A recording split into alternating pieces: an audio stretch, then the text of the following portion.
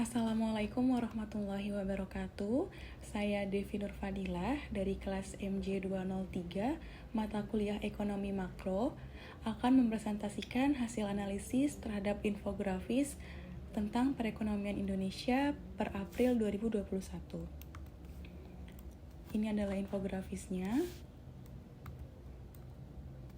Perekonomian Indonesia tahun 2021 menunjukkan pemulihan secara bertahap pada April 2021.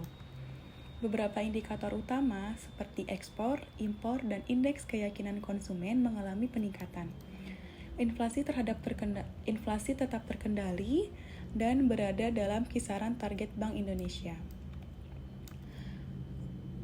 Perdagangan luar negeri, ekspor meningkat sebesar 0,69% dan 51,94%. Impor naik 0,25% dan 29,93%. Kenaikan ekspor didorong oleh komoditas utama seperti minyak kelapa sawit dan batu bara. Secara inflasi umum 0,08% month to month atau 1,37% year of year. Tetap dalam kisaran sasaran inflasi Bank Indonesia 2-4%.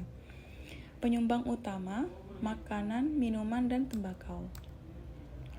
Berdasarkan sektor keuangan dan moneter, nilai tukar rupiah menguat terhadap US dollar. IHSG menguat pada akhir April 2021. Cadangan devisa berada pada posisi yang tinggi dan stabil. Konsumsi rumah tangga dan keyakinan konsumen. Indeks keyakinan konsumen meningkat ke 101,5, menunjukkan optimisme konsumen. Kenaikan ini mengindikasikan potensi perbaikan konsumsi rumah tangga.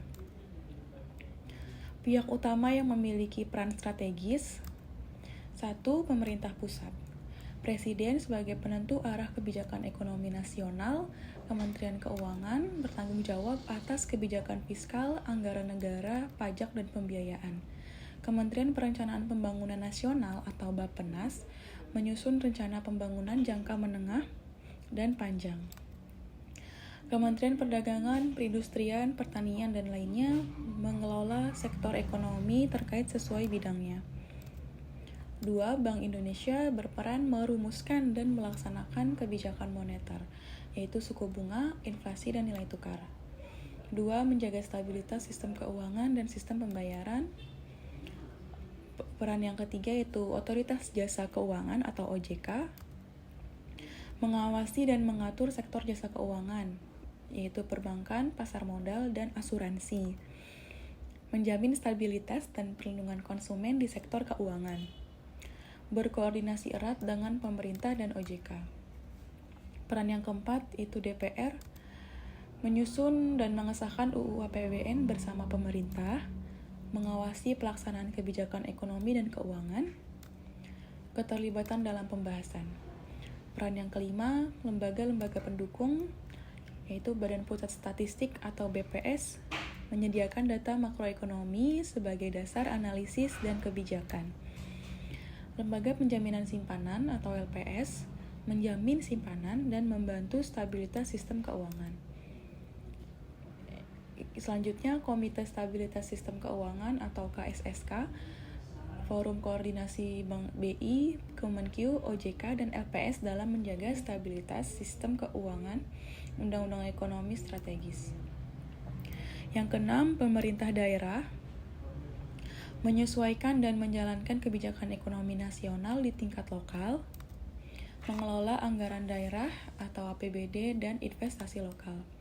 7. Sektor swasta dan akademisi, pelaku usaha dan investor, memberi masukan, tekanan pasar, dan respon kebijakan. Akademisi dan ekonom memberi masukan analitis dan kajian kebijakan. Dampak penguatan atau pelemahan nilai kurs rupiah dan inflasi IHK. 1. Penguatan atau pelemahan kurs rupiah terhadap dolar. Penguatan rupiah lebih kuat terhadap US dollar. Dampak positif, mengurangi beban impor bahan baku dan pasar modal, dapat menurunkan biaya produksi dan bisa mendorong investasi dan konsumsi. Mengurangi beban utang luar negeri berdominasi dolar, memperbaiki secara fiskal dan kepercayaan investor. Dampak negatifnya dapat menurunkan daya saing ekspor karena harga barang ekspor menjadi lebih mahal di pasar global. Lalu bisa melemahkan sektor industri berorientasi ekspor. Pelemahan rupiah lebih lemah terhadap US dollar. Dampak positifnya meningkatkan daya saing ekspor, nilai ekspor naik, menyumbang positif ke PDB. Dampak negatifnya meningkatkan biaya impor bahan baku dan barang modal, sehingga menekan produksi dan konsumsi. Yang terakhir, meningkatkan beban pembayaran utang luar negeri dan inflasi. Yang kedua, inflasi IHK atau Indeks Harga Konsumen. Inflasi rendah atau terkendali seperti April 2021 yaitu sebesar 1,42% year of year.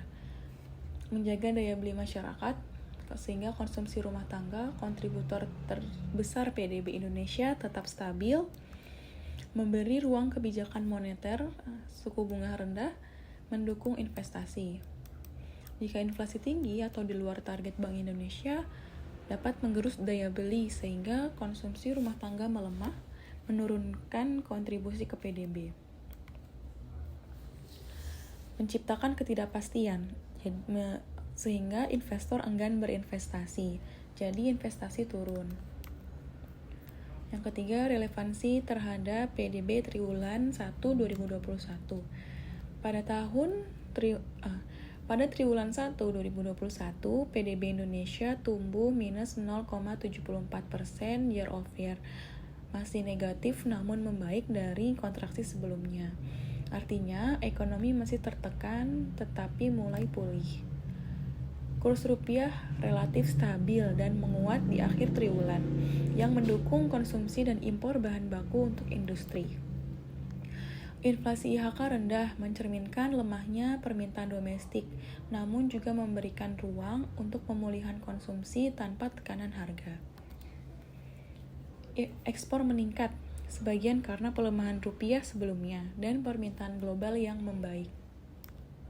Kesimpulannya, penguatan kurs dan inflasi rendah di awal 2021 menciptakan iklim yang relatif stabil untuk pemulihan ekonomi. Konsumsi rumah tangga dan ekspor menjadi motor utama, meski belum cukup kuat mengembalikan pertumbuhan ke zona positif.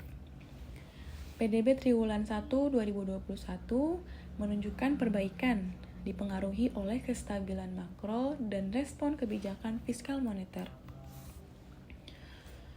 Kondisi perekonomian Indonesia saat ini pada tahun 2021, perekonomian makro Indonesia menunjukkan tanda-tanda pemulihan setelah mengalami kontraksi akibat pandemi COVID-19 pada tahun sebelumnya.